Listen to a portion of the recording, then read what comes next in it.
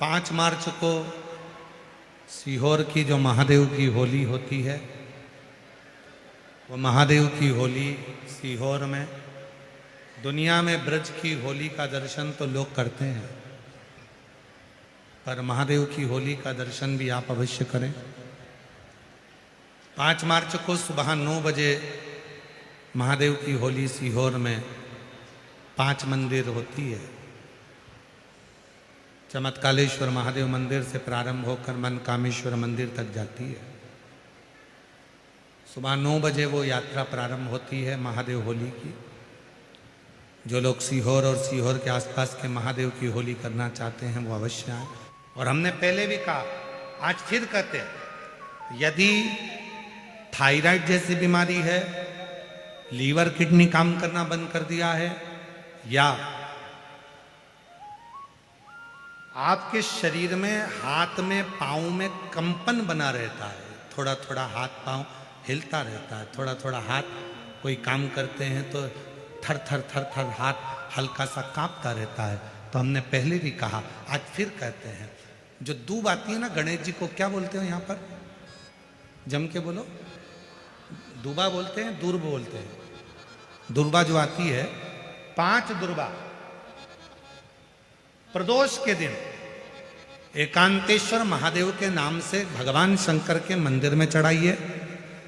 शिवलिंग पे चढ़ाकर उस दुर्बा को उठाकर अशोक सुंदरी वाली जगह पर चढ़ाइए, और अशोक सुंदरी वाली जगह दुर्बा को उठाकर वही 5 दुर्बा को नंदी के पास लेकर आइए, और नंदी के पास रखने के बाद उसी 5 दुर्बा को दिन भर में एक एक कर वो दुर्बा को प्रदोष के दिन रात्रि से पहले पहले उस दुर्बा को धीरे धीरे कर खाना प्रारंभ कर दीजिए।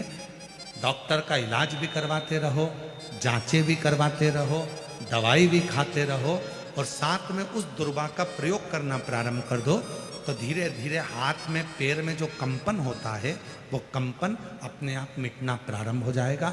लीवर किडनी थायराइड जैसी बीमारियां धीरे धीरे ठीक होना प्रारंभ हो जाएगी, किडनी काम करना प्रारंभ कर जाएगी।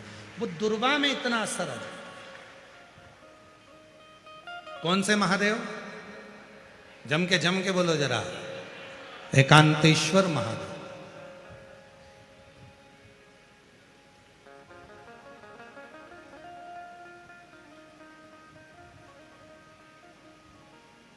शिव जी के कुछ नाम ऐसे हैं जिनका मात्र, जैसे कुंदकेश्वर,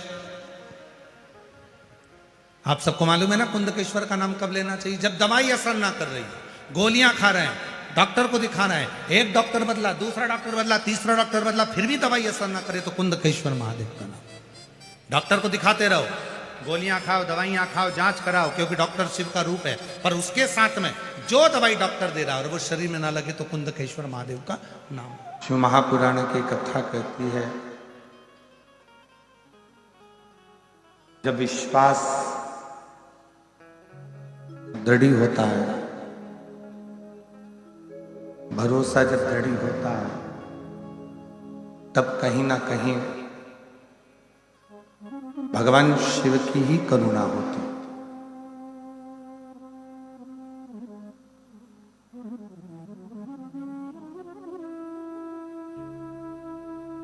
संसार से मुक्त हो जाना, संसार सागर को छोड़ देना एक अलग विषय, पर संसार सागर में आने के बाद में प्रभु भक्ति को धारण कर मोक्ष पा लेना एक अलग विषय।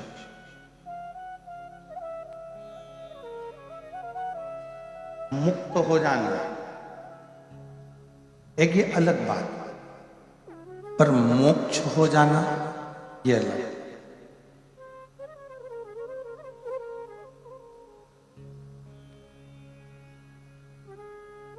मुक्त होने के लिए केवल जो मानव का शरीर मिला है, उस शरीर को छोड़ दिया तो मुक्त हो। पर जो शरीर परमात्मा ने दिया है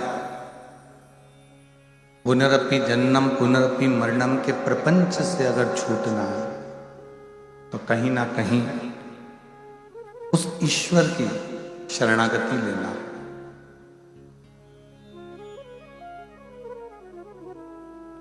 उस ईश्वर की शरणागति से हम मोक्ष के पथ पर आगे बढ़ गए।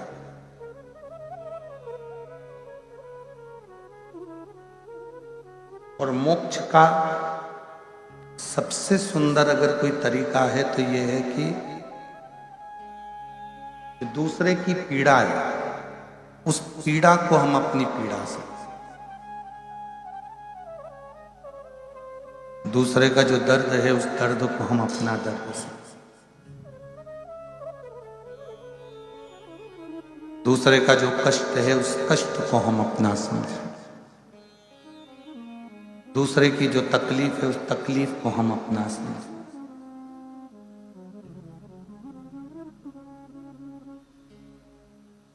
हर पीड़ा को जब हम अपना समझने लगते हैं, दूसरे की तकलीफ को भी हम जब समझने लगते हैं, तब समझ लेना कि देव अधिदेव महादेव कृपा करना प्रारंभ कर दिए और तुम्हारी जिंदगी सुखी हो।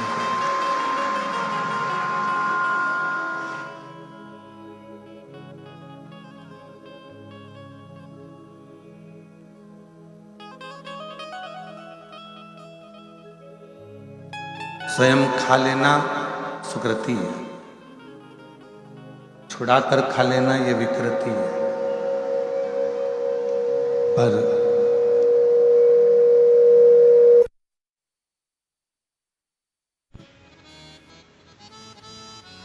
एक प्रसंग मिलता है। प्राचीन काल में एक ऋषि हुए, बाल ब्रह्मचारी जी थे, बाल मुनि थे, वन में रहते थे, शिव की आराधना करते थे, भगवान की भक्ति में डूबे रहते थे। उनके आश्रम में, उनकी कुटिया में 12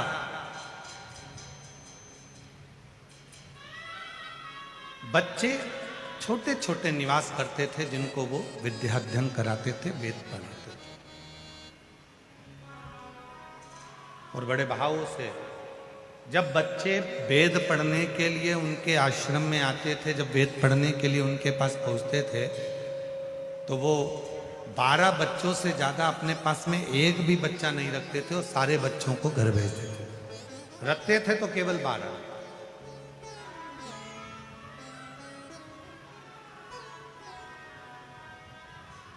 और उन 12 बच्चों को अपने पास रखकर उनको विद्याध्ययन कराना, उनको वेद पढ़ाना, उनको शास्त्र का अध्ययन कराना, उनको स्मरण कराना, उनको पढ़ाना।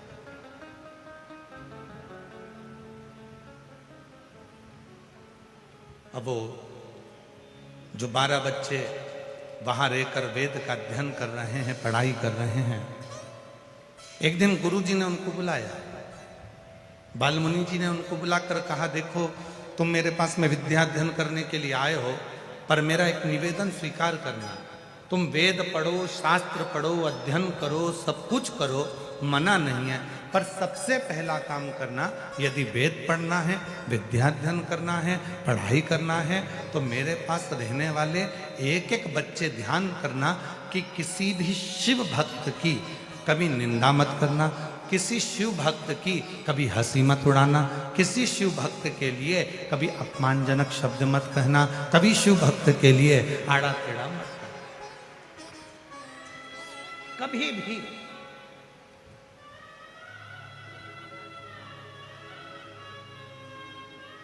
और महाराज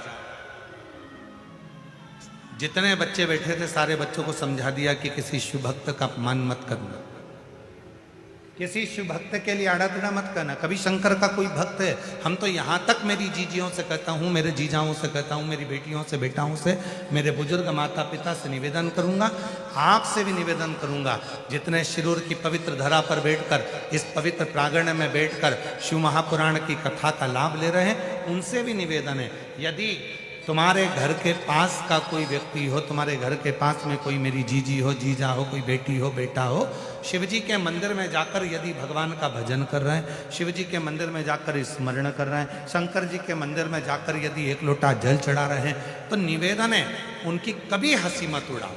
क्योंकि आप इस कथा को जब सुनेंगे तो आपको लगेगा कि शंकर के भक्त की हंसी उड़ाने का या शिव के भक्त पर आक्षेप करने का कितना कितना भोगना पड़ता। और फिर वही बात आ गई महाराज, मत बुरे कर्म कर मन वरना पछताएगा, भगवान की आंखों से तू बच नहीं पाएगा, तू बच नहीं पाएगा। अरे ओ अज्ञानी मत कर नादानी, अरे ओ अज्ञानी मत कर नादानी, तेरे कर्म का फल भी तू ही पाएगा, जैसा किया तूने तेरे आगे आएगा। मत बुरे कर्म कर बंदे वरना पछताएगा, भगवान की आंखों से तू बच नहीं पाएगा, तू बच नहीं पाएगा। अरे ओ अज्ञानी मत कर नादानी। अपने कर्म का भोग अपने को भोगना।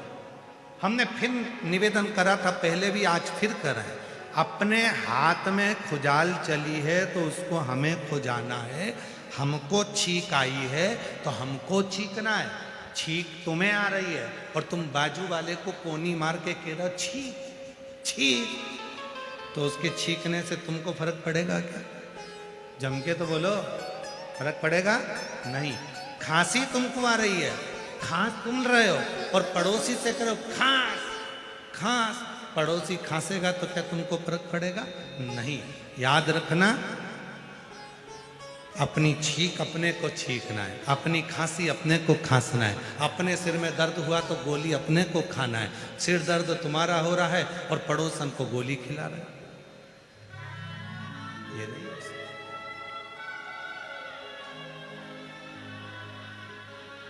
तो अपने कर्म का भोग भी जम के बोलो अपने को ही भोगना। इसलिए शिव महापुराण की कथा कहती है कि घर के हर व्यक्ति को एक लोटा जल शिव जी को चढ़ाना चाहिए, जिससे अपने कर्म का भोग भगवान शंकर को जल चढ़ाते चढ़ाते वो कर्म का लेख हमारा कट जाए।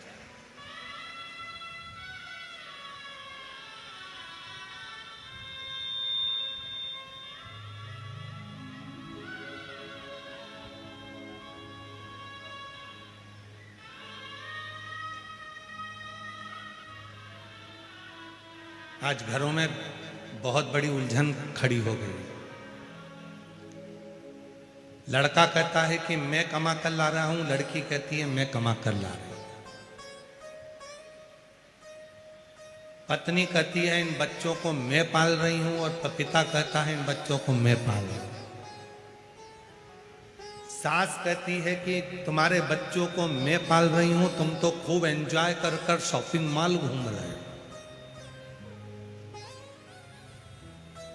ससुर कह रहा है दिन भर दुकान पर बैठकर मैं कमा रहा हूं और मेरे बच्चे मौज कर रहे हैं।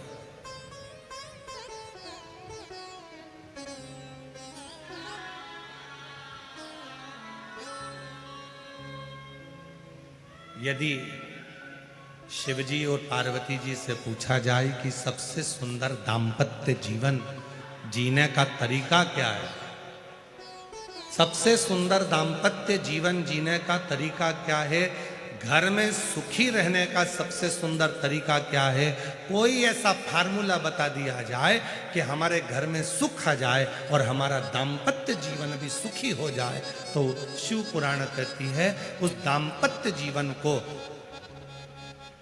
और परिवार में सुख पाना चाहते हो तो उसके लिए मैं और मेरा का त्याग कर दो। एक शब्द घर में लेकर आ जाओ, हम जो कुछ भी कर रहे हैं हम सब कर रहे हैं, कोई दूसरा नहीं। पत्नी के मैं कर रही, पति के मैं कर रहा, सास के मैं कर रही, ससुर के मैं कर रहा, बहन के मैं कर रही, भाई के मैं कर रहा, बेटी के मैं कर रहा, बेटा कहे मैं कर रहा। ये जो मैं का संबोधन है, इस मैं के संबोधन को उठाकर बाहर पटक दो और हम एक संबोधन आ जाए, हम सब इकट्ठे होकर परिवार हमारा इतना अच्छा है गुरुजी, मेरा परिवार नहीं हमारा परिवार इतना अच्छा है गुरुजी, हमारा शिविर इतना अच्छा है कि शिव महापुराण की कथा हम सब मिलकर करा रहे हैं।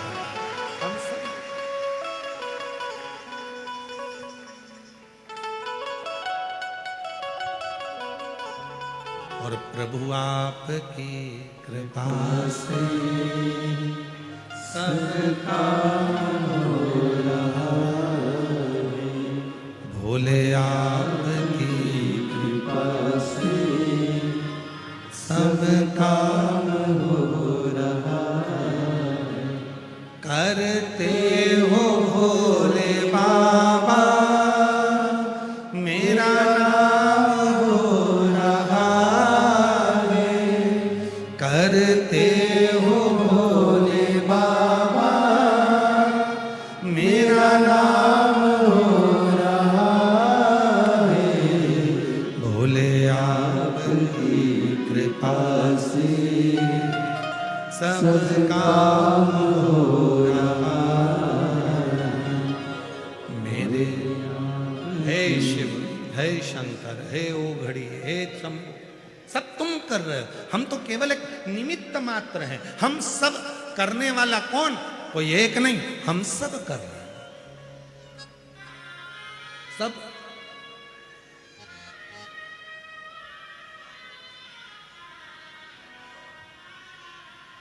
सब्जी अच्छी बनी मैंने बनाई, चाय अच्छी बनी मैंने बनाई, बिगड़ गई बहू ने बनाई।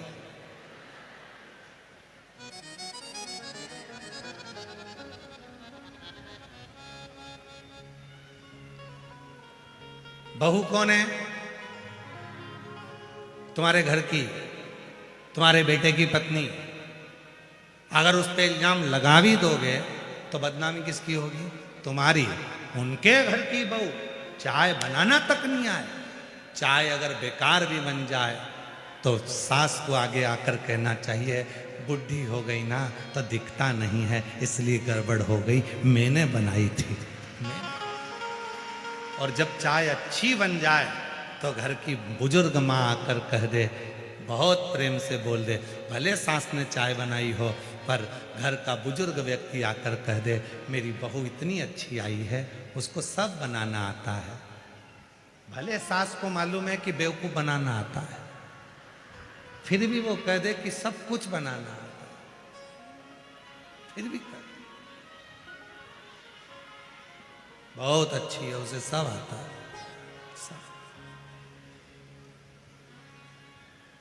सब जानती है, वो सब बनती, सब कुछ उसका। भले नहीं आए पर बुजुर्ग घर की माँ ने, घर के बुजुर्ग व्यक्ति ने अगर उसकी तारीफ कर दी तो जितने बैठे हैं ना सब बहू की तारीफ करना प्रारंभ कर देते सब।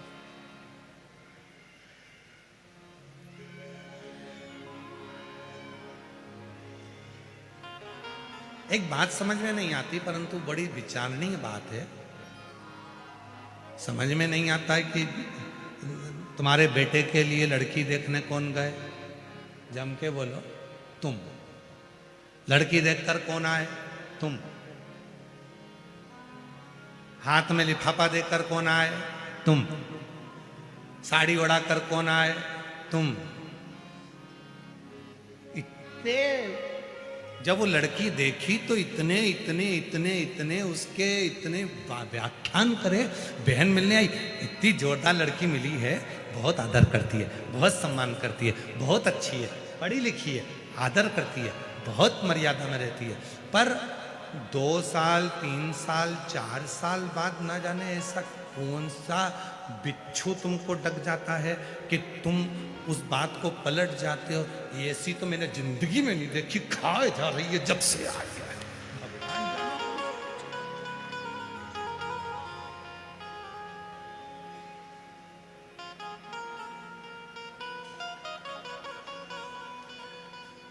तुम्हारे जैसा पलटू लोग नहीं देखा हमने संसार। इतनी जल्दी पलट जाते हैं। पहले कहते हैं बहुत अच्छी है, हमसे भी लोग कहते हैं, कई माताएं आती हैं, फोटो लेकर आती हैं, दिखाती हैं, कई गुरुजी मैंने अपने लड़के के लिए लड़की देखी। हमने कहा देखिए यहाँ इतनी जोरदार है। हम 8 लोग गए थे गुरुजी उनके गांव लातूर में, हम लोग पूरे 8 लोग गए। हम लोगों ने बैठे बातचीत करी, हमने खाना वाना खाया, सब कुछ। गुरुजी इतनी बढ़िया, एक शब्द नहीं बोली, इतनी अच्छी लड़की है। चाय लेकर आई, हमने बात करी, बिल्कुल एक शब्द ऊंचा नहीं बोले गुरुजी, इतनी बढ़िया लड़की है। तुम देख के बताओ कि अपने बबलू के लिए कैसी रहेगी। हमने लड़की का फोटो वोटो तो नहीं देखा, पर हमने देखते सी कह दिया अभी नहीं बोली है, जब वो बोलेगी तो तू भी डोलेगी। अभी कहा है वो, उसका कारण है हमारी दृष्टि में जब हम अच्छाई देखते हैं तो सबकी अच्छाइयां दिखती हैं। जब हमारी दृष्टि में हम दूसरे के कहने पर बुराई देखना चालू कर देते हैं तो अपने बच्चों में भी हमें बुरा ही नजर आने लगता है। बुरा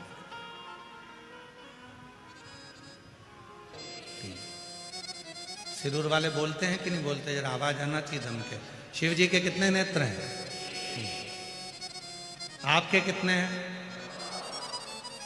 गलत बात है।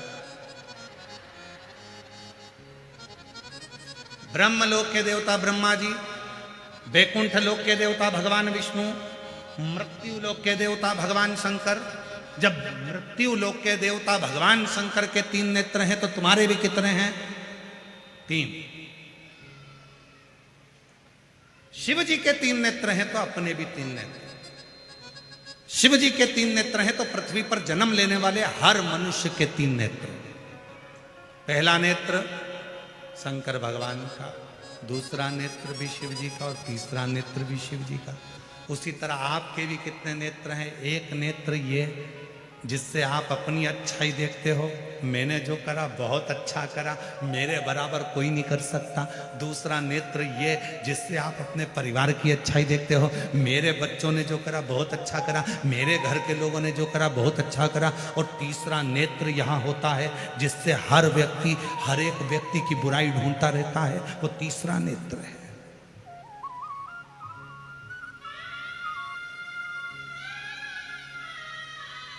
तीसरा नेत्र।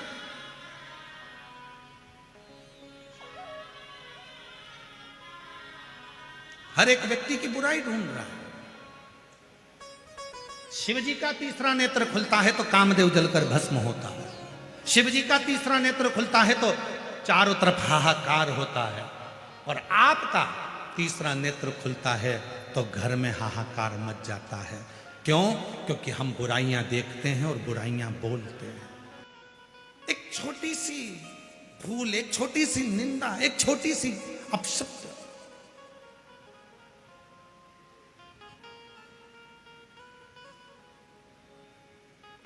एक दूसरे को तोड़ा जा रहा, एक दूसरे को बर्बाद किया जा रहा। तो 3 नेत्र हैं भगवान शिव जी के, तो हमारे और आपके भी 3 नेत्र हैं। अच्छाई देखिए, अपने में भी अच्छाई देखिए, परिवार में भी अच्छाई देखिए, और तीसरा नेत्र खुलने मत दीजिए जिससे हम दूसरे की बुराई देखें। ये तीसरा नेत्र खुलने मत दो, हम दूसरे की बुराई नहीं देखेंगे। बहुत बढ़िया, क्या जोरदार कार्यक्रम हो रहा है, बहुत सुंदर, खूब आनंद हो रहा है। इतने विशाल विशाल पंडाल लगाए गए हैं, भक्त भरे पड़े हुए हैं, कितनी दूर दूर से लोग पैदल चलकर आ रहे हैं, खूब आनंद से कथा का रस तत्व ग्रहण कर रहे हैं, बाबा से अपने मन की बात कर रहे हैं। अच्छा ही देखो, अच्छा, श्रेष्ठ।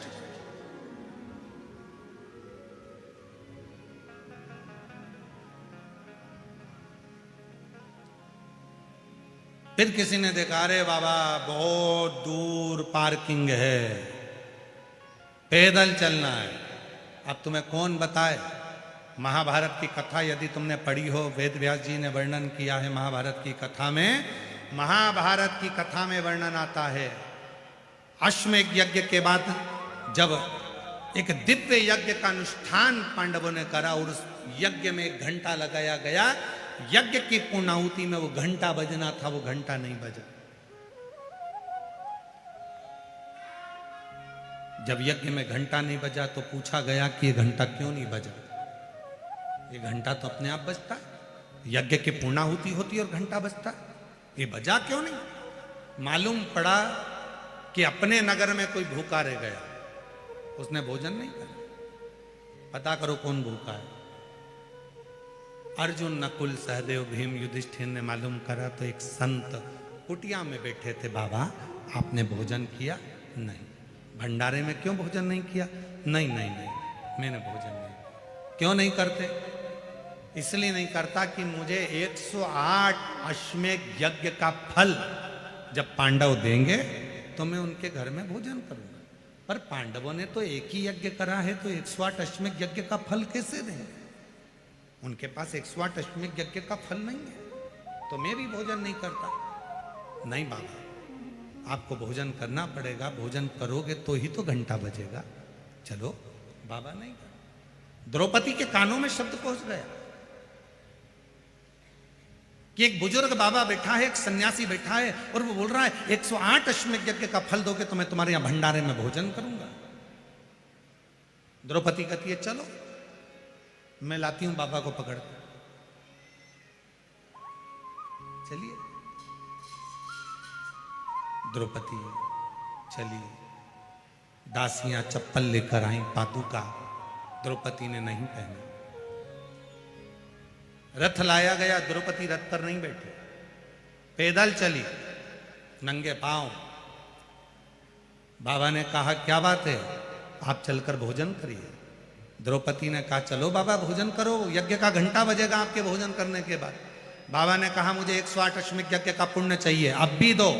तो चलता हूं।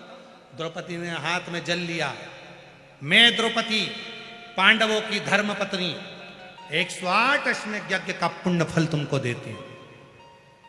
बाबा ने कहा कि द्रौपदी, तेरे पति ने एक यज्ञ करा, तूने 108 कब कर लिया? द्रौपदी कहती है बाबा, हमारे वेद और शास्त्र कहते हैं जितने कदम चलकर हम शिव पुराण तक पहुंचते हैं, जितने कदम चलकर हम संत के दरवाजे तक पहुंचते हैं, जितने कदम चलकर हम शिवालय तक पहुंचते हैं, उतने अश्वमेध यज्ञ अपनी जिंदगी के कर लेते हैं। उतने अश्वमेध यज्ञ कर। आपके दरवाजे तक आने में मैं 5000 कदम चलकर आई हूं, मैंने 5000 अश्वमेध यज्ञ करे हैं, इसलिए मैं तुम्हें 108 अश्वमेध यज्ञ का पुण्य फल देती हूं। जो मिला उसको प्रेम पूर्वक कर एक दूसरे को जो मिला।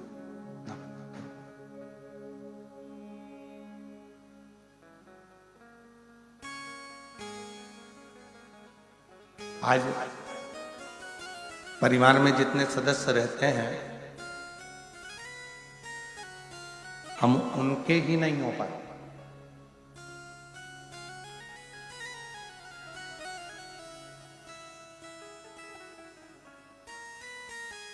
बेटी अलग सोचती है, बेटा अलग सोचता है, बहू अलग सोचती है, धर्मपत्नी अलग विचार करती है, पति अलग विचार करता है, भाई अलग विचार करता है, बहनें अलग विचार करती हैं, सबके अलग चलते हैं, सबके विचार अलग, सबकी सोच अलग अलग चलती रहती है।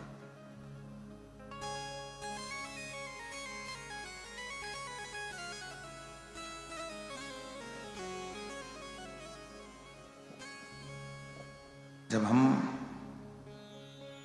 अपने परिवार के सदस्यों के साथ बैठते हैं और उनके बीच में बैठकर उनके विचारों का आदान प्रदान करते हैं,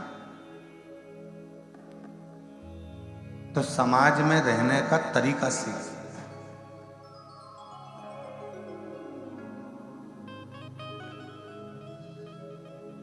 हम एक दूसरे के विचारों का आदान प्रदान ही नहीं कर पाते। कई लोग कहते हैं साहब वो 108 मनके की माला दिन भर जपता है। कई लोग कुर्सी पर भी बैठेंगे तो माला जपते रहेंगे, कथा सुनते रहेंगे। कई लोग मार्केट में भी चलते चलते माला जपते रहते हैं। पहले माला चलती थी, आजकल एक मशीन आ गई, बटन दबाते रहे काउंट करने के। चल रहे हैं तो भी माला जप रहे हैं, बैठे हैं तो भी माला जप रहे हैं, किसी से बात कर रहे हैं तो भी उनकी उंगली चटर चटर पटर पटर करती रह रही है, माला जपते रह रही है। तो मशीन उनके पास मशीन से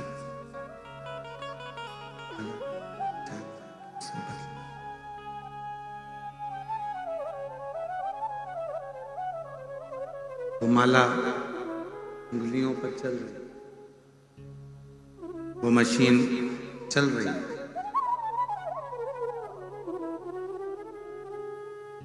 मैंने इतनी माला जप ली, मैंने इतनी बार नाम जाप कर लिया, मैंने इतने मंत्र जप लिए, मैंने इतने मंत्रों का उच्चारण कर लिया, पर उस देवाधिदेव महादेव से पूछा जाए जिसका तुमने जप करा है, राम जी का करा, कृष्ण भगवान का करा, सीता जी का करा, हनुमान जी का करा, शिव जी का करा, तो तुम कर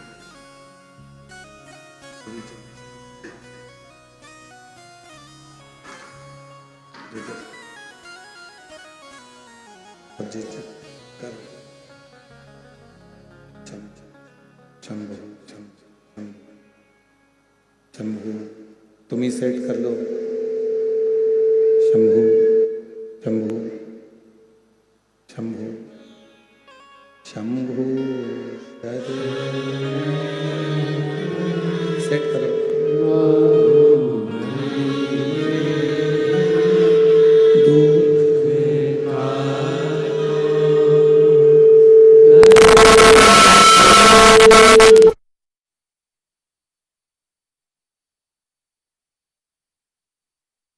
शंभो शरण मांगो घड़ी रे घड़ी, दुख काटो दया करी दर्शन शंभो शरण मांगो घड़ी रे घड़ी, दुख काटो दया करी शरण आपो। शंभो शरण मांगो घड़ी रे घड़ी, दुख काटो दया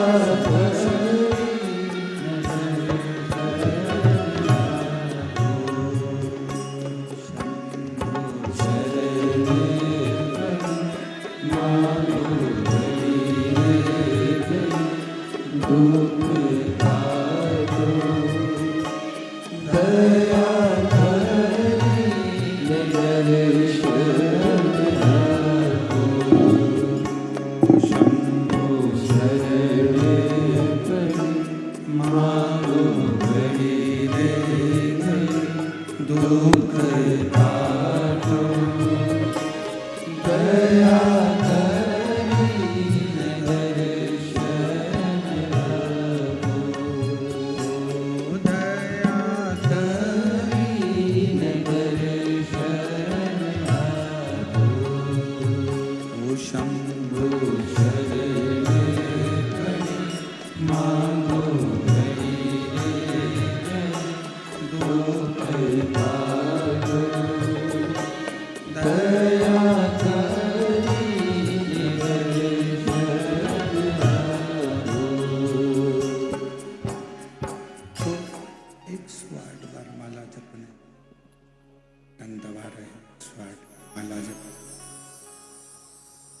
और 108 बार जब भी लिया तो उसका सार्थक तो नजर नहीं।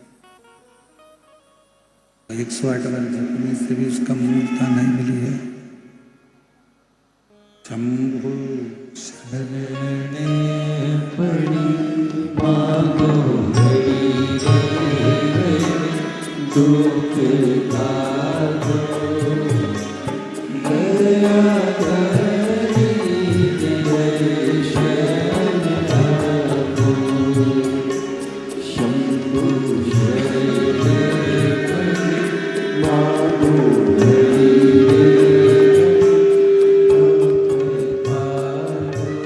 सेटिंग करो, जल्दी करो।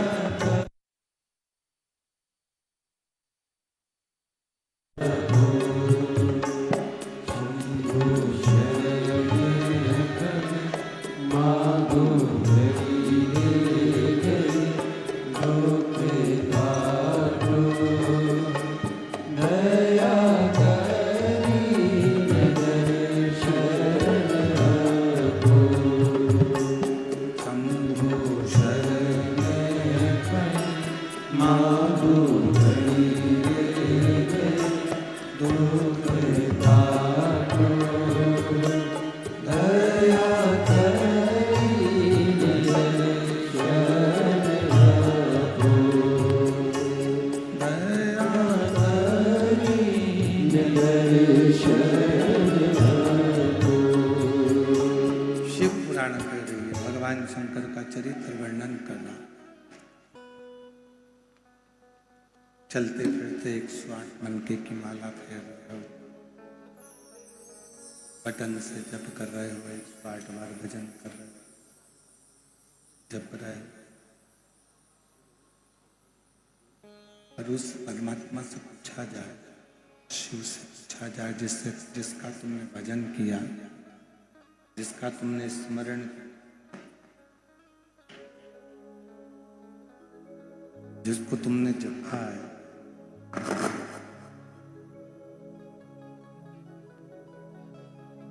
जिसका तुमने स्मरण किया, जिसको तुमने जपा, उससे पूछे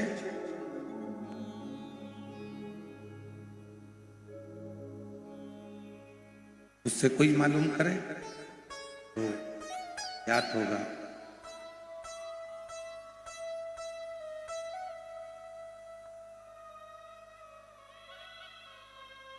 कि हम चलते फिरते तो भजन किए हैं, चलते फिरते तो जपे हैं। शंभु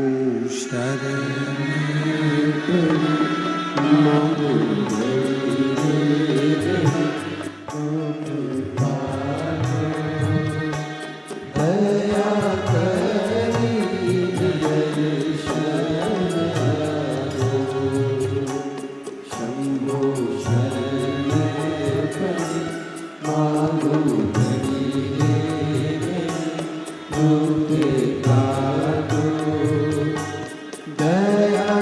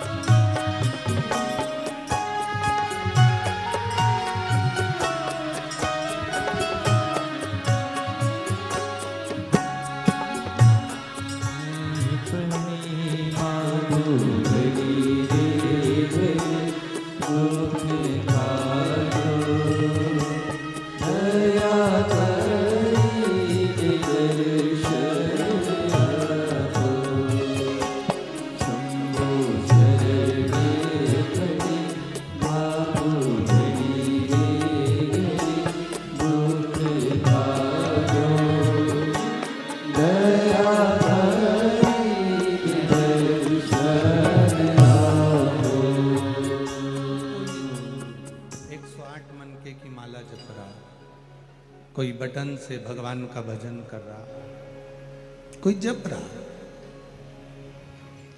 चलते फिरते भगवान का नाम ले रहा है, जप रहा है, या 108 बार भगवान का भजन कर रहा। अब कहीं कहीं देखने को मिलता है कि वो बात भी कर रहा है और मन का भी चल रहा है। वो सीरियल भी देख रहा है और मन का भी चल रहा है।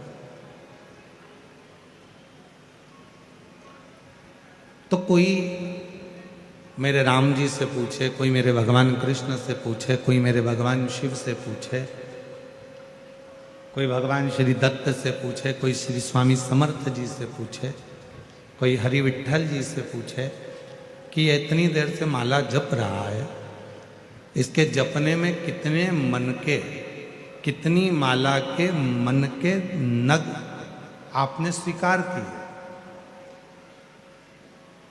तो कहा केवल माला फेरने से भगवान नहीं मिला। शिव महापुराण की कथा कहती है, जिसने मन को फेर लिया, माला के साथ अपने मन को जो भगवान की ओर फेर लेता है, भगवान की ओर ले जाता है, तो समझो कि भगवान ने कृपा करना प्रारंभ कर।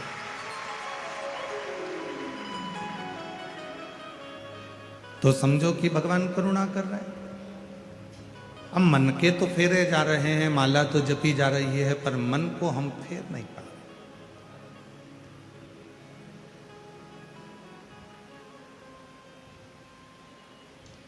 जिसने मन को परमात्मा से जोड़ लिया, और जिसने परमात्मा को मन से जोड़ लिया, हृदय, शिव को क्या चाहिए? तुम्हारा धन, तुम्हारी दौलत, तुम्हारी संपदा, तुम्हारा वैभव, तुम्हारी प्रतिष्ठा, तुम्हारी कुर्सी, तुम्हारा पद, सब तुम्हारे पास रखो। शंकर भगवान को ये कुछ भी नहीं चाहिए। मेरे शिव जी तो एक लोटे जल से प्रसन्न हो जाते, बहुत है उनके लिए।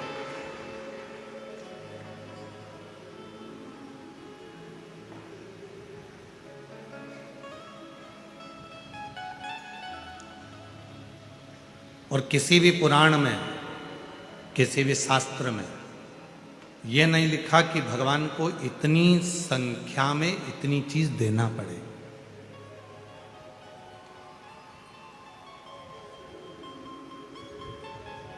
दुनिया के सारे हिसाब तुम्हारे पास रहते हैं। मैंने आज भगवान शंकर को 108 बेलपत्र चढ़ाई, आज मैंने शिव जी को 108 चावल के दाने चढ़ाए, हिसाब रखा तुमने। मैंने 5, ये मेरा तीसरा पशुपति व्रत है, हिसाब रखा तुमने। 16 सोमवार का आज मेरा 8वें नंबर का व्रत है, हिसाब रखा तुमने। इतनी मेरी गाड़ी है, हिसाब रखा तुमने। इतने मेरे बंगले हैं, हिसाब रखा तुमने।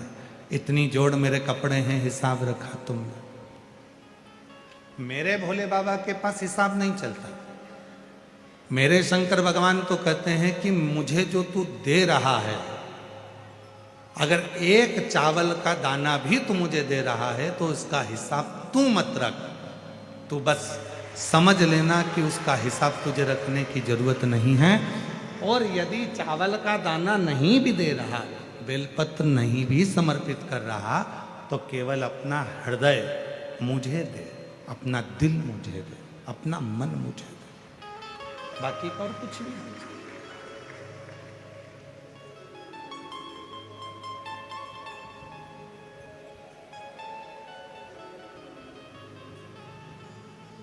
और कुछ चाहिए भी नहीं, केवल मन आपका शिव में लगे। एक बड़ी सुंदर चरित्र है भगवान शंकर की, एक पवित्र कथा।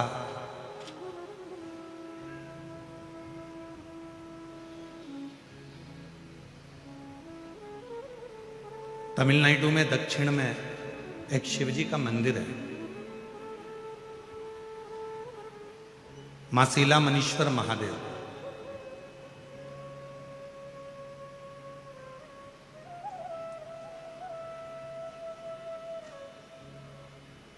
तमिलनाडु प्रदेश में एक बड़ा सुंदर मंदिर है, मासीला मनीश्वर महादेव का। कभी आप उस मंदिर का दर्शन करने के लिए पहुंचे, कभी वहां पर आप दर्शन करने के लिए जाएंगे तो भगवान नारायण का वराह अवतार तो आपने देखा है। भगवान विष्णु ने वराह अवतार धारण करा था, अपने दंतों पर पृथ्वी को धारण करा था, लेकर आए थे, हिरण्याक्ष का संहार करा था, ये सब आपने दर्शन किया। पर कभी आपने भगवान शंकर का वराह रूप का अवतार का दर्शन यदि ना करा हो तो मासीला महेश्वर मंदिर में जाकर आप भगवान शिव का इस रूप का दर्शन कर सकते।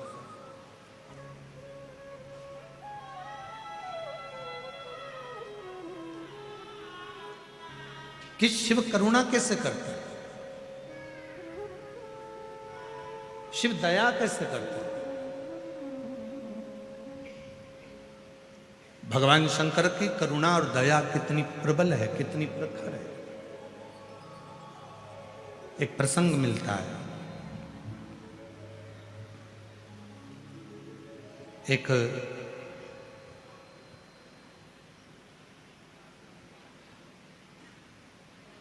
इस पवित्र मंदिर में, मासीला मनीश्वर महादेव मंदिर में भगवान शंकर का जो प्रतिबिंब है, भगवान शंकर का जो स्वरूप है, वो एक वराह रूप में,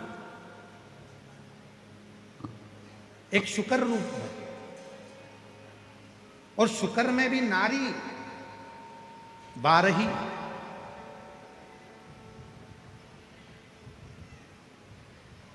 शुक्र में भी शुक्री का रूप धारण करके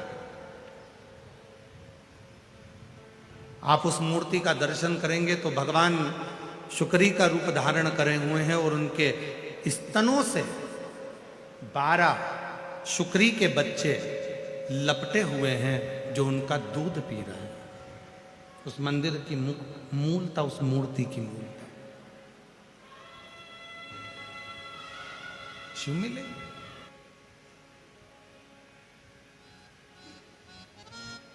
भगवान शंकर को पाने का सबसे सुंदर तरीका है आपकी नम्रता, आपका व्यवहार की नम्रता, परिवार में एकता, और परिवार में जिस परिवार में आप रह रहे हो उसकी मिठास।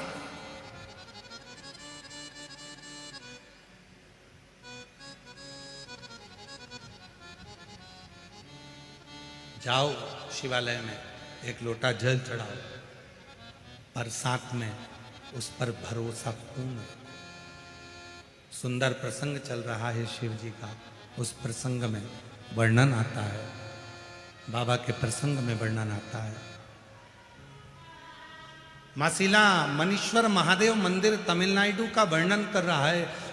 एक संत, एक साधु, एक सन्यासी, तपस्वी, साधक, उपासक, वो बाल मुनि केवल 12 बच्चों को पढ़ाते और बच्चों से एक ही बात करते कि तुम मेरे पास विद्याध्ययन करो, पढ़ो, लिखो, मना नहीं है, मैं तुम्हें सारे वेदों पुराणों का, शास्त्र का अध्ययन कराऊंगा, पर निवेदन है कि तुम किसी शिव भक्त की निंदा मत करना, तुम किसी शिव भक्त को अपशब्द मत कहना, तुम किसी शिव भक्त को आड़ा टेढ़ा मत कहना, तुम किसी शिव भक्त के ऊपर आक्षेप मत करना, वो तुम्हें भोगना पड़ेगा, तुम्हें भुगतना, कोई दूसरा नहीं भोगेगा, भोगना तुम्हें।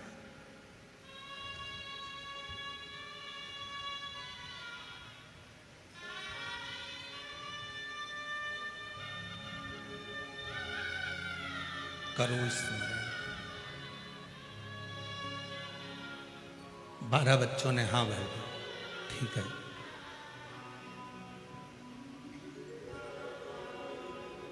हम किसी शिव भक्तों की निंदा नहीं करेंगे, हम भगवान शंकर की आराधना साधना करने वाले की निंदा नहीं करेंगे, कभी निंदा नहीं। और आज एक बात और कहना चाहते हैं, शिरूर की इस पवित्र धरा पर शिव जी को जल चढ़ाने के लिए मंदिर में जाएं, मंदिर में कितना कीचड़ पड़ा है, कितना फूल पड़ा है, कितना पानी पड़ा है, बन सके तो वहां सफाई करें, सेवा करें, और वो भी नहीं कर सकते तो किसी मंदिर में कितना फूल, कितना पानी पड़ा है उसकी निंदा भी ना करें, उसकी निंदा भी ना करें।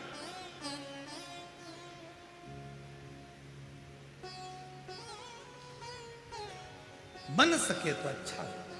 फिर वही बात होगी, 3 नेत्र में एक नेत्र को बंद रहने दो। हमें बुरा नहीं देखना, हमें बुरा नहीं बोलना, हमें बुरा नहीं सोचना, हमारी बुद्धि से सब अच्छा देखिए, सब अच्छा। शिव पर आश्रित होकर जब हम कर्म करें तो वो कर्म सफलता की ओर है। शिव महापुराण की कथा कहती है, संत ने, ऋषिवर ने 12 शिष्यों को समझा दिया, वो 12 शिष्य समझ भी गए, पर बच्चे एक बार की बात है, संविदा लेने के लिए, लकड़ी लेने के लिए गए, और लकड़ी लेने के लिए जब चले तो बीच में एक शिव का परम भक्त बैठकर शंकर की एकांतेश्वर महादेव की साधना कर रहा था। एकांतेश्वर,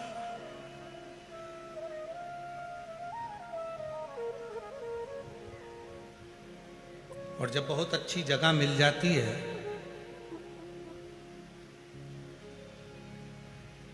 बहुत अच्छी जगह जब मिल जाए, एकांतवास मिल जाए, एकांत स्थान मिल जाए, तो वहां बैठकर जब आप भगवान शिव को याद करो किसी वृक्ष के नीचे बैठकर, तो वो एकांतेश्वर महादेव की स्मरण करो। और हमने पहले भी कहा, आज फिर कहते हैं, यदि थायराइड जैसी बीमारी है, लीवर किडनी काम करना बंद कर दिया है, या आपके शरीर में, हाथ में, पांव में कंपन बना रहता है, थोड़ा थोड़ा हाथ पांव हिलता रहता है, थोड़ा थोड़ा हाथ, कोई काम करते हैं तो थर थर थर थर हाथ हल्का सा कांपता रहता है, तो हमने पहले भी कहा, आज फिर कहते हैं, जो दूब आती है ना, गणेश जी को क्या बोलते हो यहां पर, जम के बोलो, दूबा बोलते हैं, दूर्ब बोलते हैं, दुर्बा जो आती है, 5 दुर्बा प्रदोष के दिन एकांतेश्वर महादेव के नाम से भगवान शंकर के मंदिर में चढ़ाइए। शिवलिंग पे चढ़ाकर उस दुर्बा को उठाकर अशोक सुंदरी वाली जगह पर चढ़ाइए, और अशोक सुंदरी वाली जगह दुर्बा को उठाकर वही 5 दुर्बा को नंदी के पास लेकर आइए, और नंदी के पास रखने के बाद उसी 5 दुर्बा को दिन भर में एक एक कर कर वो दुर्बा को प्रदोष के दिन रात्रि से पहले पहले उस दुर्बा को धीरे धीरे कर कर खाना प्रारंभ कर दीजिए। डॉक्टर का इलाज भी करवाते रहो, जांचें भी करवाते रहो, दवाई भी खाते रहो, और साथ में उस दुर्बा का प्रयोग करना प्रारंभ कर दो, तो धीरे धीरे हाथ में, पैर में जो कंपन होता है, वो कंपन अपने आप मिटना प्रारंभ हो जाएगा। लीवर, किडनी, थायराइड जैसी बीमारियां धीरे धीरे ठीक होना प्रारंभ हो जाएगी, किडनी काम करना प्रारंभ कर जाएगी। वो दुर्बा में इतना असर है। कौन से महादेव? जम के बोलो जरा, एकांतेश्वर महादेव।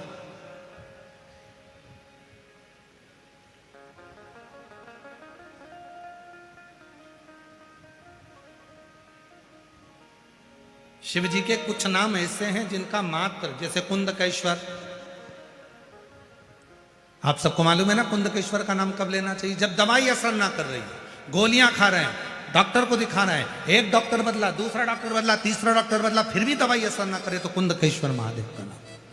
डॉक्टर को दिखाते रहो, गोलियां खाओ, दवाइयां खाओ, जांच कराओ, क्योंकि डॉक्टर शिव का रूप है, पर उसके साथ में जो दवाई डॉक्टर दे रहा है और वो शरीर में ना लगे, तो कुंदकेश्वर महादेव का नाम, उसको फिर खाओ।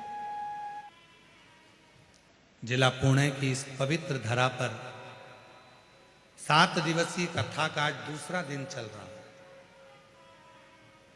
और हमारा निवेदन है, जितने भाव से सुन सकते हो सुनो, जितने दिल से बाबा से प्रार्थना कर सकते हो करो।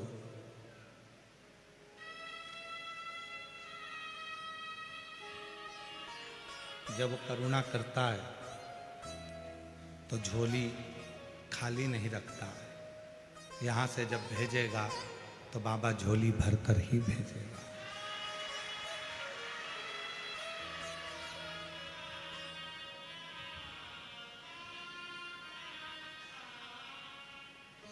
और मेरे भोले तेरा सहारा है, मेरे भोले तेरा सहारा है,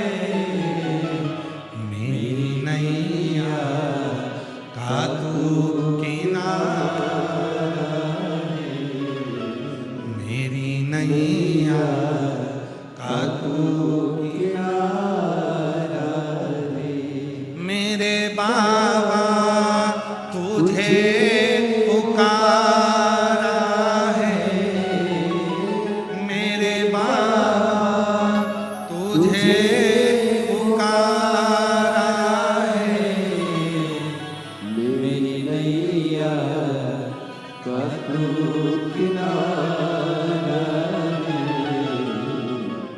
मेरी नैया का तू किनारा रे। दीदी कह रही है माझी इच्छा पूर्ण झाले भोलेनाथ।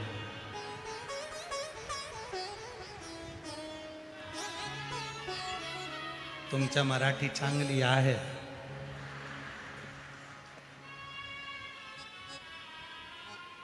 शिव कृपा झाली। शंकर भगवान की उदारता जाओ, वह सर्वस्व सर्व।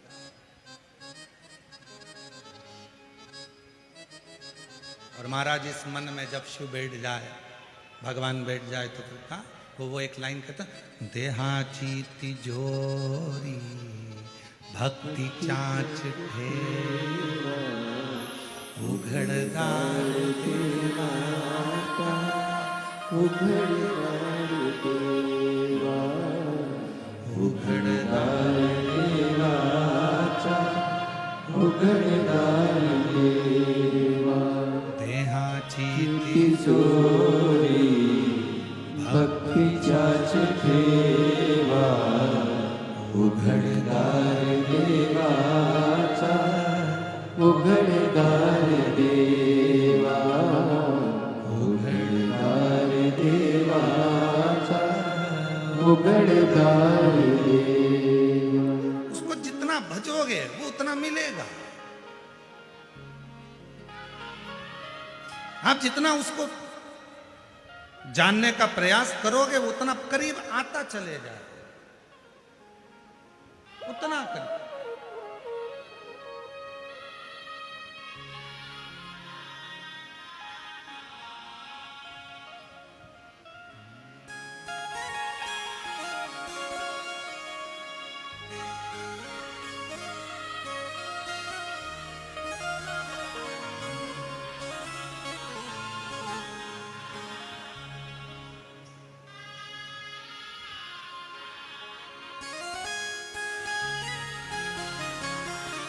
शिव कथा कह रहा, भगवान शंकर का चरित्र कह रहा, शिव महापुराण की कथा कह रहा, शिव चरित्र कह रहा।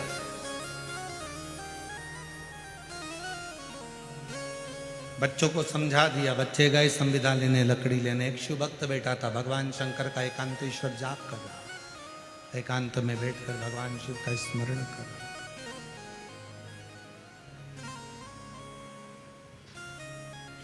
बच्चों ने देखा कि कोई बाबा बैठा हुआ है, आंख बंद कर कर पहले लकड़ी का टुकड़ा उठाकर फेंका। संत ने नेत्र नहीं खोले, वो शिव भक्त ने नेत्र नहीं खोले।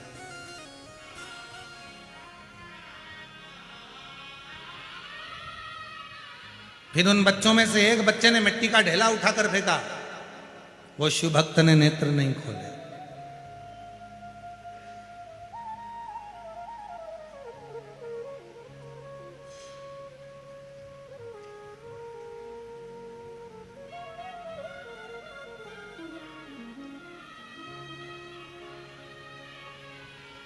फिर ढेला फेंका, शिव भक्त ने नेत्र। जो शंकर का भक्त होता है ना, मारे जाओ, आक्षेप करे जाओ, आड़ा टेढ़ा बोले जाओ, बोले जाओ। शिव भक्त कभी भी अपना अपना मस्ती में रहता, उसको कोई मतलब नहीं। आग लगे बस्ती में, अरे आवाज तो करो, तुम्हारी आवाज नहीं आ रही। आग लगे बस्ती में क्या किसको रोइए, चादर तान के सोइए। अब जरा जरा सी बात में क्या झगड़ा करते रहना।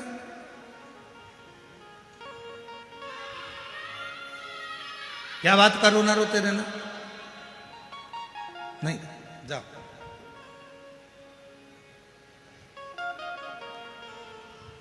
बोला नहीं भोला भगत, शिव जी का भक्त तब बोला, शांत, चित्त में शांत। कभी कभी ऐसा हो जाता है कि कोई कोई व्यक्ति जब बहुत उद्दंडी हो जाता है, मानता ही नहीं है कि भगवान है ही नहीं, भगवान है ही नहीं, भगवान है। शिव से निवेदन करे, प्रार्थना करे, अर्चना करे, साधना करे, उससे अपने दिल का भाव, अपने मन का।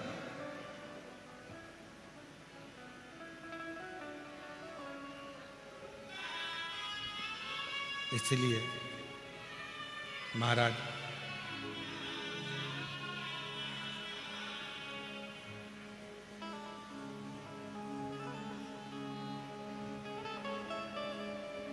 बड़ा है दयालु भोलेनाथ डमरू वाला,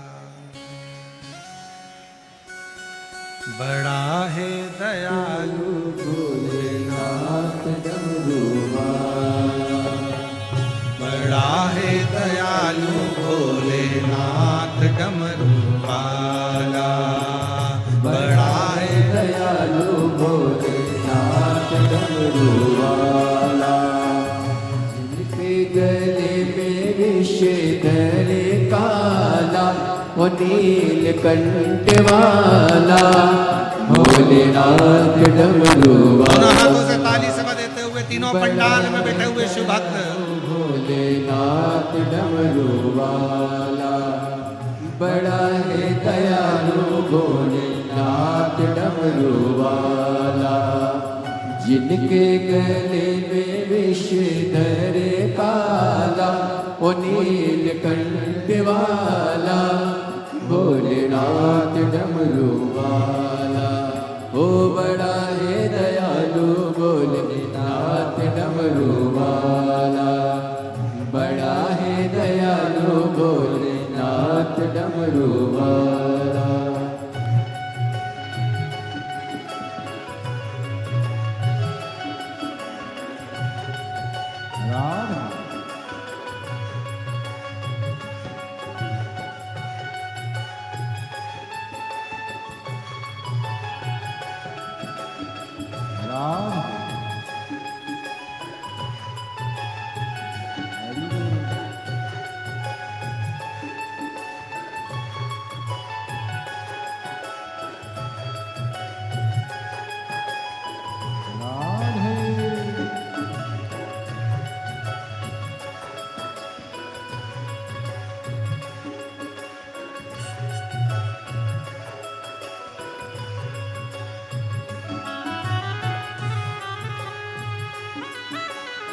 राम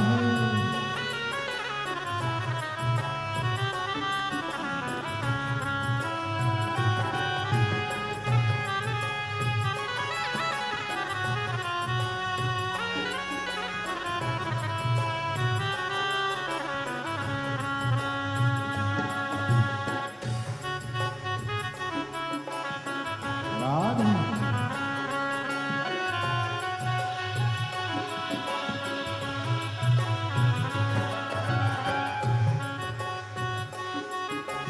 जय हो राम है।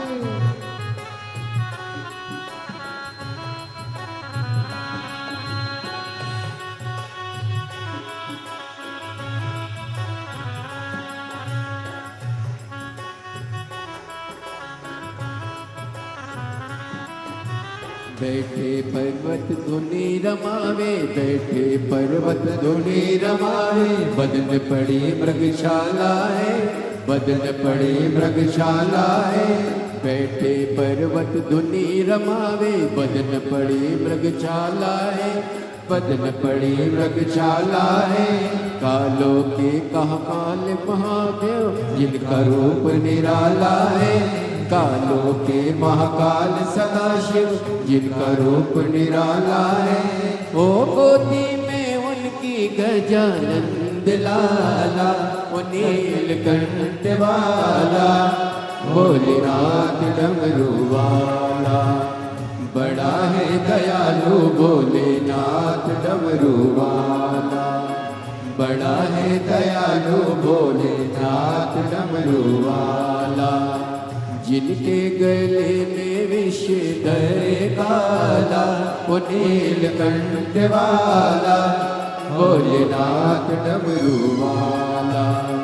बड़ा है दयालु भोलेनाथ डमरू वाला, ओ बड़ा है दयालु भोलेनाथ डमरू वाला।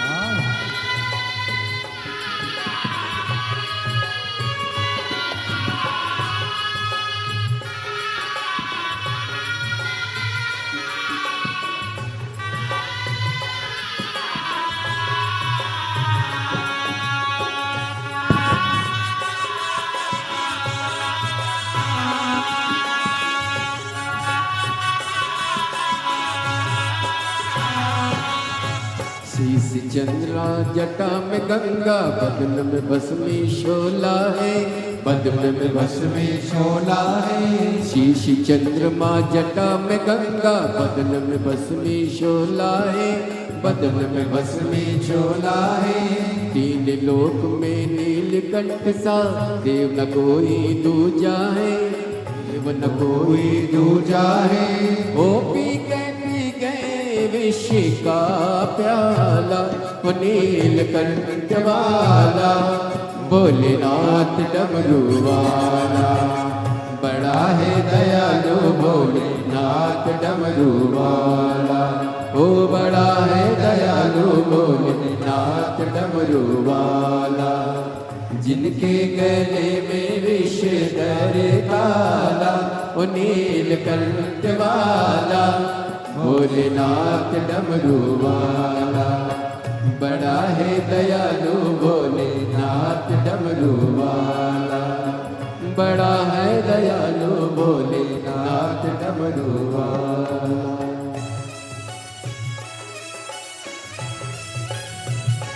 राधे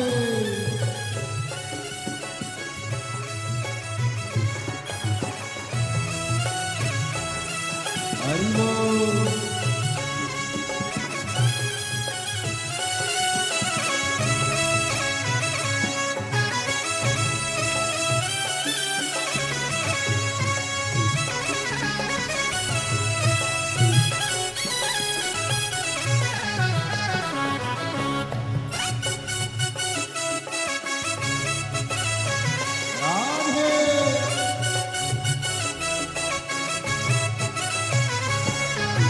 बैठे पर्वत धुनी रमावे, बदन पड़ी मृगशाला है, बदन पड़ी मृगशाला है। कालों के महाकाल सदाशिव, जिनका रूप निराला है, जिनका रूप निराला है। ओ गोदी में जिनकी गजानंद लाला, ओ नीलकंठ वाला, भोलेनाथ डमरू वाला।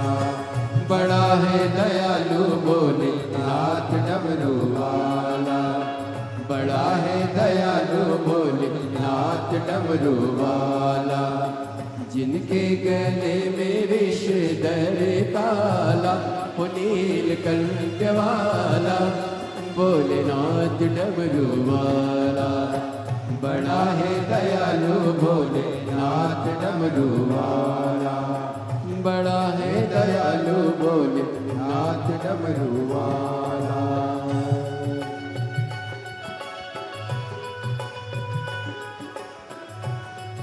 बड़े भाव से दोनों हाथों से सेवा देते हुए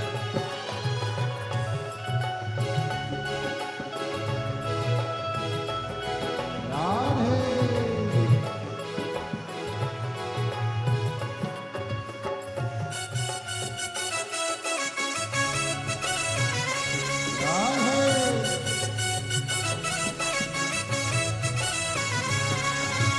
शीश चंद्रमा जटा में गंगा, बदन में भस्मी शोला है, बदन में भस्मी शोला है। तीन लोक में नीलकंठ सा, देव न कोई दूजा है, देव न कोई दूजा है। ओ पी गए विष का प्याला, ओ नीलकंठ वाला, भोलेनाथ डमरू वाला, बड़ा है दयालु भोलेनाथ डमरू वाला, बड़ा है दयालु भोलेनाथ डमरू वाला। जिनके गले में विषधर ताला, ओ नीलकंठ वाला, भोलेनाथ डमरू वाला, बड़ा है दयालु भोलेनाथ डमरू वाला, बड़ा है दयालु भोलेनाथ डमरू वाला, बड़ा है दयालु भोलेनाथ डमरू वाला, बड़ा है दयालु भोलेनाथ डमरू वाला, बड़ा है दयालु भोलेनाथ डमरू वाला, बड़ा है दयालु भोलेनाथ डमरू वाला, बड़ा है दयालु भोलेनाथ डमरू वाला, बड़ा है दयालु भोलेनाथ डमरू वाला, बड़ा है दयालु भोलेनाथ डमरू वाला। अपने स्थान पर बैठकर बाबा देवादिदेव महादेव की प्रार्थना विनय करो, निवेदन करो, विनती करो। बाबा को बाबा से अपने मन का भाव कहें, प्रेम से बाबा को अपने मन की बात कहें, साथ में बोलिएगा। बहुत दूर दूर से आप लोग आए हैं तो बाबा को प्रार्थना करिए, निवेदन करिए, विनय करिए और बाबा को अपने मन का भाव कहिए। जहाँ जगह मिले वहाँ बैठकर बोलिएगा, हृदय से प्रार्थना करिएगा।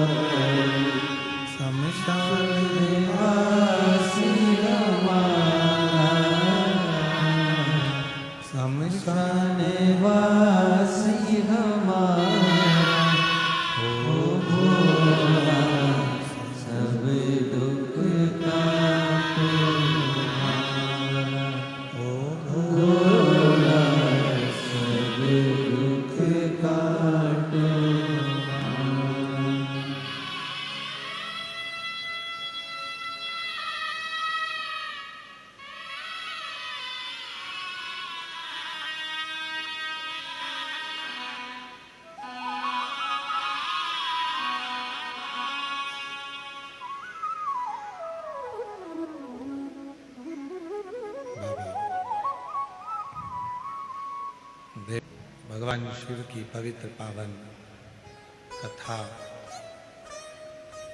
वर्णन कर रही है, शिव कथा कर रही है। एक मट्टी का ढेला उठाकर एक शिव भक्त पर मारा। पहले तो शिव भक्त कुछ बोला ही नहीं। शिव भक्त ने कुछ कहा ही नहीं। पर बार बार जब वो मिट्टी का ढेला फेंका गया, तब वो शिव भक्त के नेत्र को मेरी कृपा का क्या भरोसा, अब किस पर हो जाए, राशि हम पर कर दो, जरा सी हम पर कर दो। तेरी कृपा का क्या भरोसा, अब किस पर हो जाए, जरा सी हम पर कर दो, जरा सी हम पर कर दो। जिस पर भी हो गई तेरी कृपा करुणा, हो भव पार हुआ, भव पार हुआ। पापी हो चाहे जितना, उसका भी बाबा उद्धार हुआ, उद्धार हुआ। गिद्ध अजामिल गणिका जैसे तेरे मन को भाई, जरा सी हम पर कर दो, जरा सी हम पर कर दो।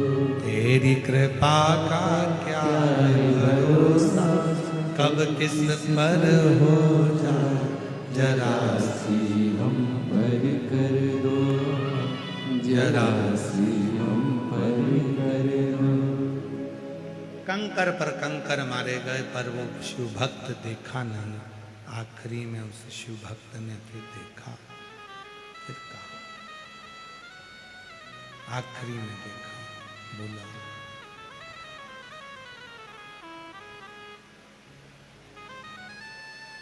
देखा तो वो हंस रहे थे। 12 की 12 बच्चे खड़े हुए उस शिव भक्त की खिल्ली उड़ा रहे थे, अब शब्द कह रहे थे।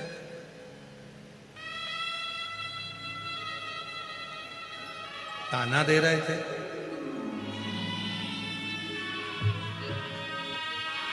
बधाई आपको, बाबा की एक ही छोटी।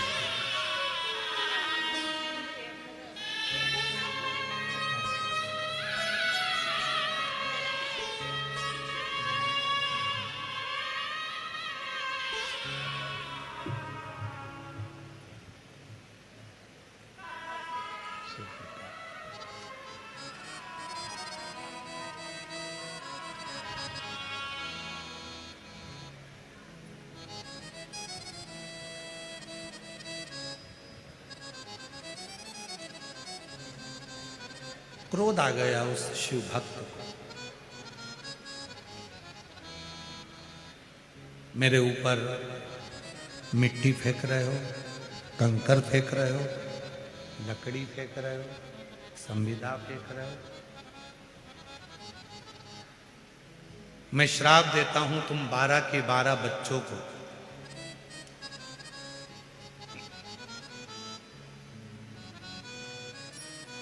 जैसे मिट्टी को खोद रहे हो, पत्थर को खोद रहे हो, लकड़ी को खोद रहे हो, ऐसे ही तुम सुंगर बनकर,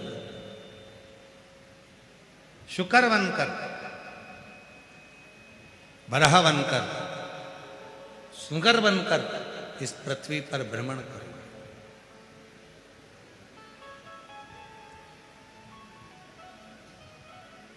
शिव महापुराण की कथा कहती है कि शिव की निंदा करने वाले को पशु का जन्म तो लेना ही पड़ता है। शिव भक्त की निंदा करने वाला हो चाहे शिव की निंदा, स्वयं देवर्षि नारद का संवाद। शंकर भगवान की निंदा करने वाला और निंदा सुनने वाला दोनों महापापी की गिनती में आता है और दोनों को भोगना पड़ता है। जिस समय पर कामदेव पर विजय प्राप्त कर ली थी देवऋषि नारद ने और भगवान नारायण के सामने जाकर शिव जी की निंदा करी थी भगवान विष्णु के सामने, हे नारायण मैंने कामदेव को जीत लिया, पर भगवान शंकर कामदेव को नहीं जीत पाए। भगवान विष्णु ने अपने कानों को बंद कर लिया, दे देवऋषि नारद तू भगवान शिव की निंदा कर रहा, शंकर की निंदा, और इस निंदा का फल तुझे भोगना पड़ेगा। और हुआ देवऋषि नारद को बंदर का मुख लगा और भगवान विष्णु ने शंकर जी की निंदा सुन ली थी थोड़ी सी, तो भगवान विष्णु को घोड़े का मुंह लगाना पड़ा। उनका घोड़े का मुख लगा। हयग्रीव अवतार हुआ भगवान नारायण का, क्यों? तो उन्होंने शंकर भगवान की निंदा को थोड़ा सा सुन लिया था। महापुराण की कथा कहती है अगर कोई आपसे मिलने वाला है, आपका कोई प्रिय है, तो उससे शंकर की निंदा का गुणगान करना चाहिए, भगवान शंकर की सुंदर सुंदर लीला का गुणगान करना चाहिए।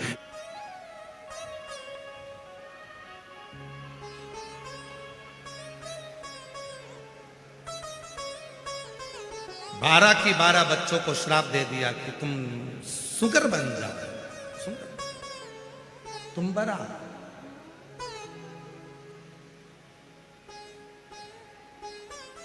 शुक्र की आकृति हो गई। 12 बच्चे जो नाली में गटर में जो सुगर रहता है वैसी आकृति धारण कर रहे, छोटे थे। जब शहर में नगर में उत्पात मचाया तो उन 12 बच्चों को भरा जंगल में छोड़ दिया।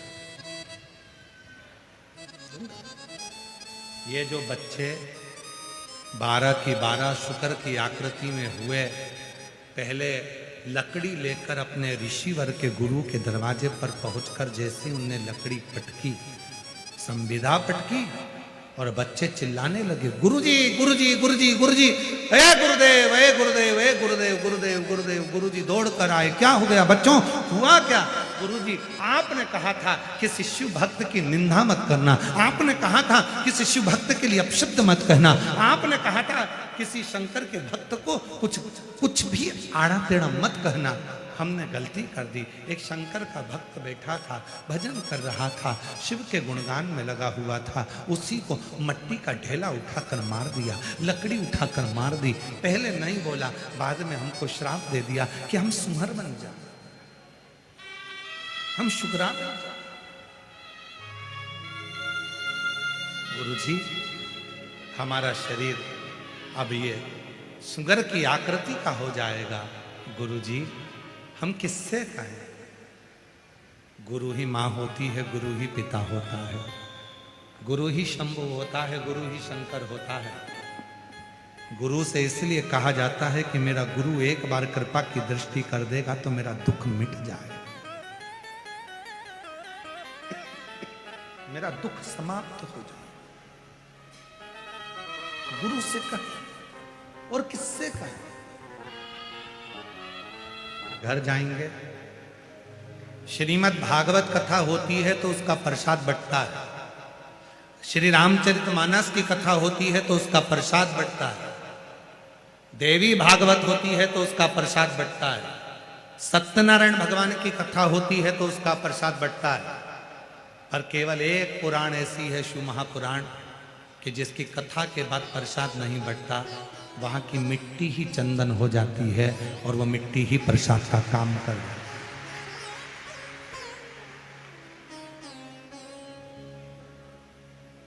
जब ये कथा शिरूर में हो जाएगी ना, तब शिरूर वालों को मालूम पड़ेगा कि हमारे यहाँ तिजोरी खुली थी उस महाकाल की और हीरे लुटाए जा रहे थे और हम वंचित रहे, हम वंचित रहे। वो आया था तिजोरी लेकर उस कुबेरेश्वर धाम से और लुटाता रहा, हम उसको ग्रहण नहीं कर सकते, हम नहीं ले सकते। हीरा छोड़ बटोरी कांकर, तृष्णा तनिक मरी, हम लगे।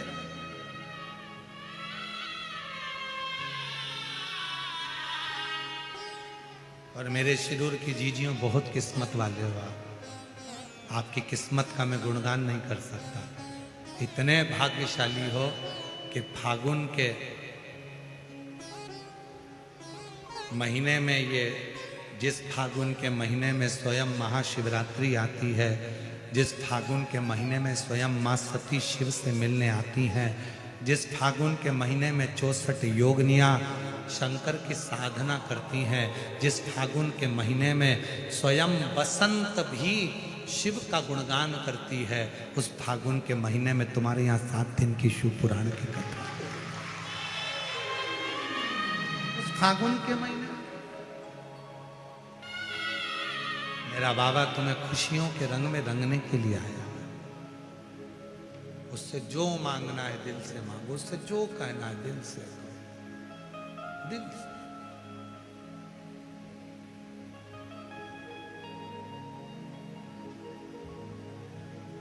फूलों की कलियों में काशी की गलियों में, फूलों की कलियों में काशी की गलियों में, तेरे बिना कुछ नहीं, तेरे बिना भी क्या जीना, ओ बाबा रे, तेरे बिना भी क्या जीना, ओ शंभू रे, तेरे बिना भी क्या जीना। फूलों की कलियों में काशी की गलियों में, फूलों की कलियों में काशी की गलियों में, तेरे बिना कुछ कहीं ना, तेरे बिना ही क्या जीना, ओ बाबा रे,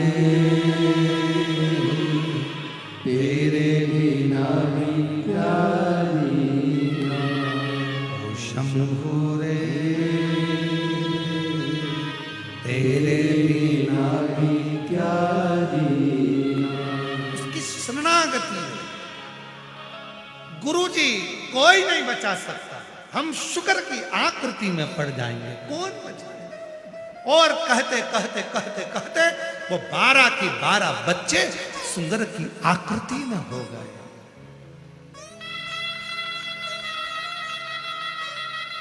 गांव में नगर में फिर रहे थे, जाल में भरा, जंगल में छोड़ दिया। जंगल में कुछ खाने को उन 12 बच्चों को दूध पीने को भी नहीं, मुख में दांत नहीं कि कुछ खा सके।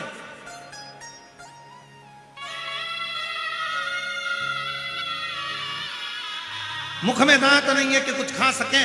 वो सुंगर की आकृति के 12 बच्चे बिलख रहे हैं, चिल्ला रहे हैं और आवाज लगा रहे हैं। तब वो गुरु ने जो सुना था, गुरु जी के मुख से, जो गुरु ने अपने बच्चों 12 बच्चों के मुख से जो सुना था, वो गुरु उस शिव भक्त को ढूंढने निकले कि वो शिव भक्त कहाँ है जिसने मेरे बच्चों को श्राप दिया।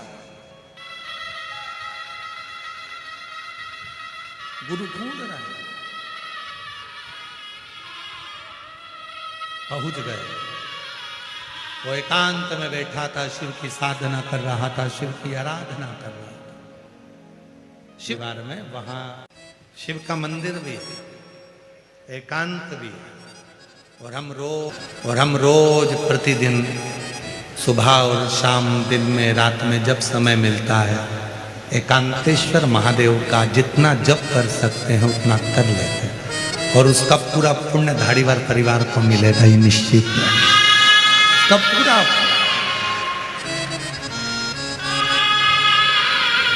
हमारा जो अनुष्ठान रहता है वो 4 दिन तक हम किसी से नहीं मिलते कोई।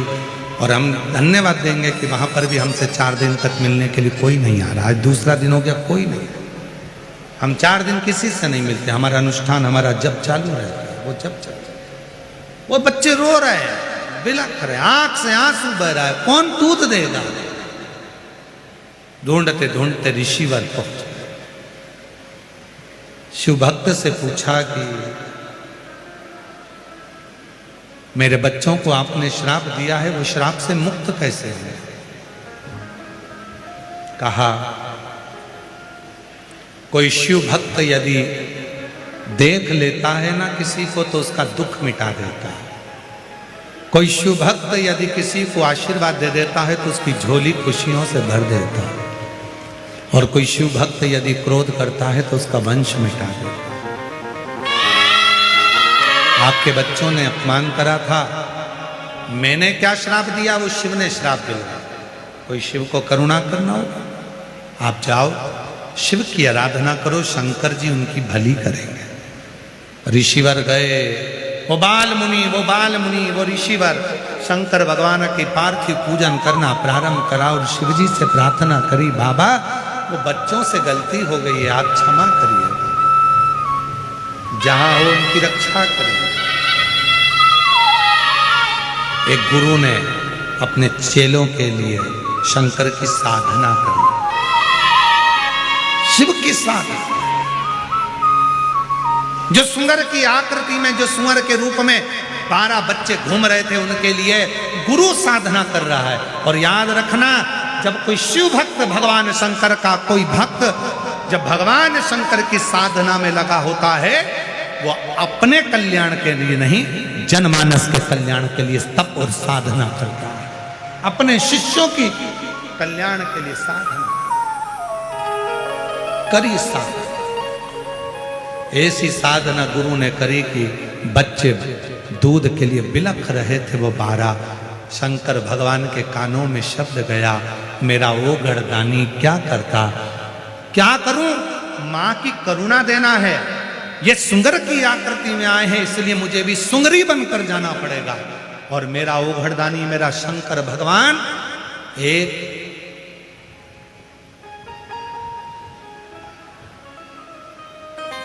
सुंगरी की आकृति धारण कर एक वारही की आकृति धारण कर एक सुंगर की जैसे धर्म पत्नी सुंगरी होती है, उसकी आकृति धारण कर मेरे शंकर भगवान प्रकट हो गए उन बच्चों के सामने। उन बच्चों से कहा, आओ स्तनपान करो। वो बच्चे दौड़ पड़े और अपनी मां को जानकर भगवान शंकर का स्तनपान करना प्रारंभ करा। जैसे दूध उन बच्चों के मुख में गया, जाते से ही बच्चों का सुंगर की योनि छूट गई और वो अपने 12 वापिस बच्चों के रूप में प्रकट हो गए। पुनः प्रकट